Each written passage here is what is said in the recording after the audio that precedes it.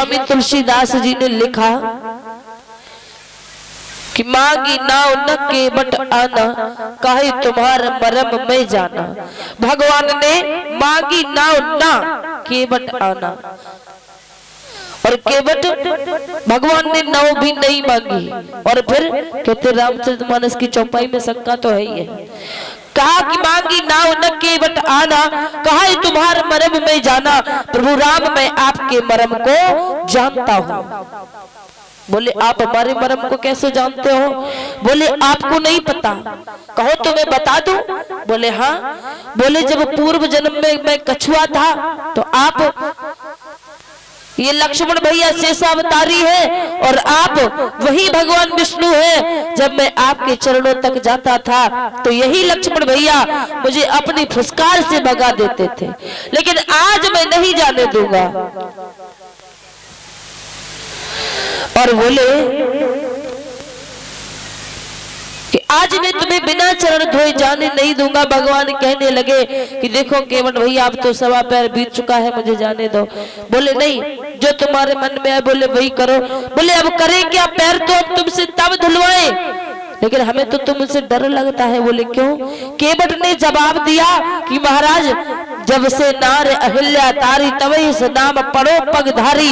इसलिए अगर हमारी ये नाव कहीं नारी बन गई तो हमारा तो जीवन का जो ये खाना पीना है इसी नाव से चलता है।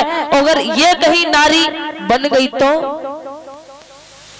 बोले तो कोई बात नहीं, तब तो घर में दो दो नारियां हो जाएंगी, और जब दो नारी हो जाएंगी तो कितना अच्छा रहेगा। बोले कैसे? बोले एक भोजन बनाएगी, दूसरी पैर दबाएगी। बोले इससे अच्छा क्या है? बोले नहीं। अब केवट बोला प्रभु राम अगर आपसे एक बात कहूं, वैसे तो मैं बहुत छोटा हूं, कहने के योग्य नहीं हूं, पर बता दो। बोले कहीं हम बुरा नहीं मानते। तो केवट राम से बोला कि महाराज आपके वंश में एक उत्तानपाद नाम के राजा हुए थे जिनकी दो नारियां थी। तो सुनिए,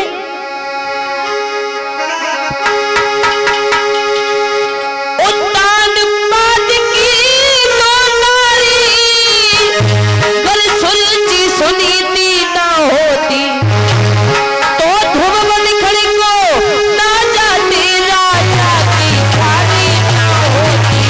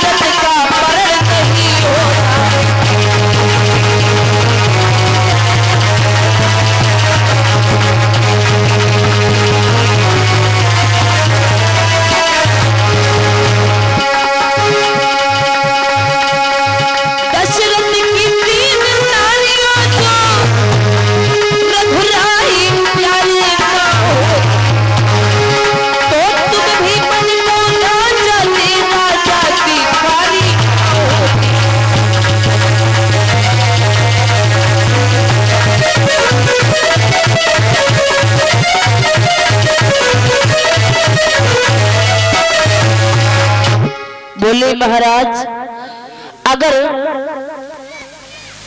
आपके घर में भी तीन नारियां ना होती तो आप भी वन को नहीं आते, अब बताओ दो रानियां कैसे रहेंगी? बोले कोई बात नहीं। अब दो रानियों की तो बात खत्म हुई। अब राम के आगे कोई जब बात नहीं हुई, जब कोई उत्तर नहीं मिला, तो भगवान राम पैर धुलाने के लिए तैयार हो गए और केवट कठौता में पानी लेकर आया, फिर भी कठौती नहीं लाया। क्यों? अगर लड़की बन गई तो फिर दिक्कत हो जाएगी, और लड़का होगा तो कुछ काम करेगा। तो ये लड़का और लड़की वाली तो प्रथा बहुत पहले से थी, आज से नहीं।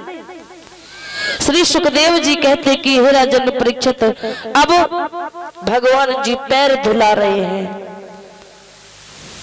केवट पैर धोता जा रहा है। बहुत देर बीत गई, लेकिन पैर धोने जब बंद नहीं कर रहा था केवट, तो राम ने कहा कि भैया अब तो बहुत समय हो गया, अब तो मुझे छोड़ो, पैर धो लिए।